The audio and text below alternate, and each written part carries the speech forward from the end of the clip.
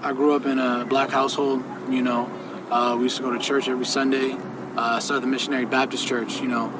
The church where, you know, they got a hoot and holler for God and singing kinds of songs and people speaking in tongues. You know, it was always a good time at church. You know, we'd be there all day on a Sunday, but it was a good time. One summer, my mom put me on, like, she locked me down the whole summer. Like, I couldn't leave the house. I was on punishment, you know. And in doing that, stuck in the house, I didn't have much to do. So what I would do was I would watch all her old video cassettes.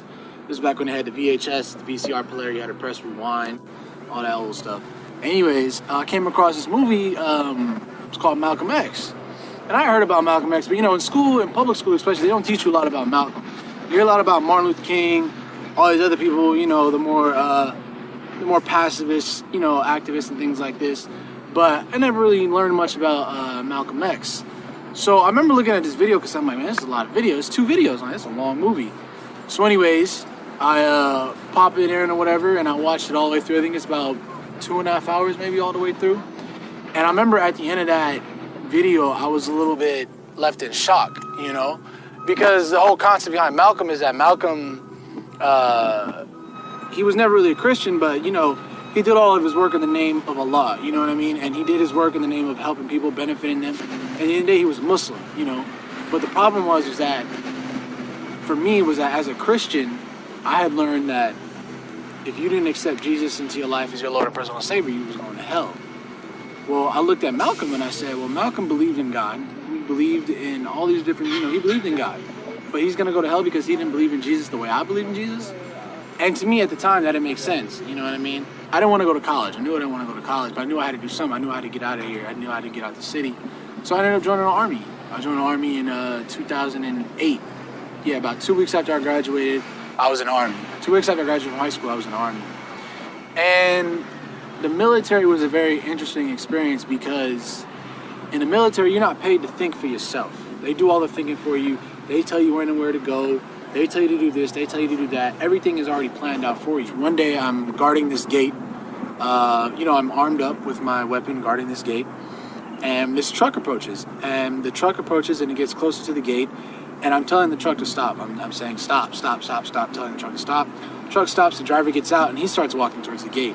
Well, I tell him, I say, you have to stop. You know, I'm yelling at him, stop, stop, stop, stop, stop, stop.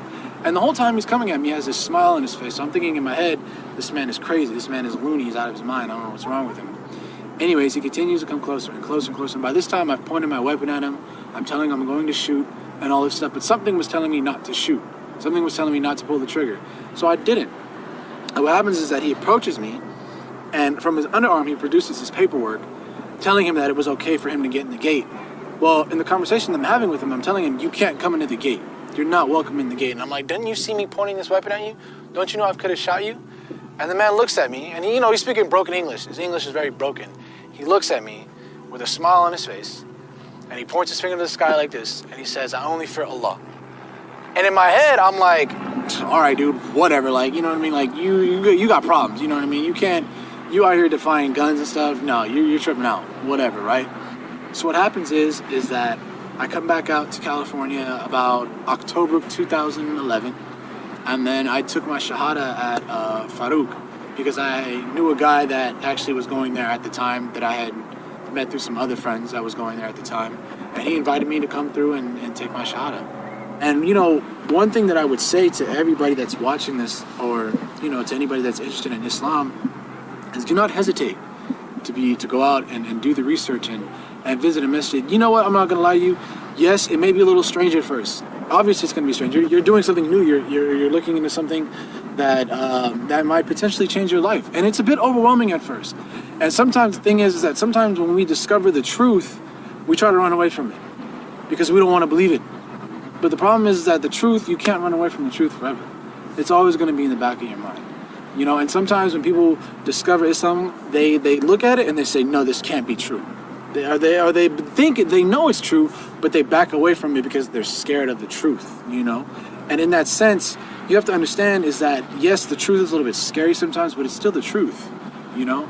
And in doing that, don't be afraid to go and visit a masjid. Don't be afraid to talk to the Muslims that are around you. Do not believe what the media is telling you. That's rule number one.